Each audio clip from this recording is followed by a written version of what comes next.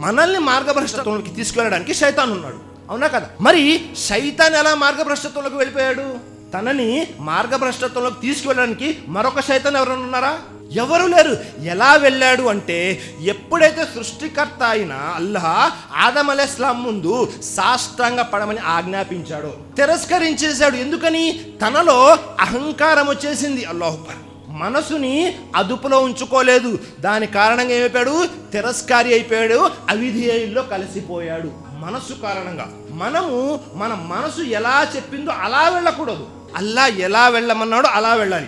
హసన్ బసరీ రహిమహుల్లాహ్ వారు తెలియజేశారు, మీరు మీ మనసుతో చేసే పోరాటమే అన్నిటికంటే ఉత్తమమైనది అని ఇమాం హసన్ బసరీ రహిమహుల్లాహ్ వారు తెలియజేస్తారు. మరి మనము ఎప్పుడైనా పరిశీలన చేసామా? మనము మన మనసు చెప్పినట్టు వింటున్నామా, లేకపోతే దైవ ప్రవక్త వారు చెప్పినట్టు, అల్లా చెప్పినట్టు వింటున్నామా?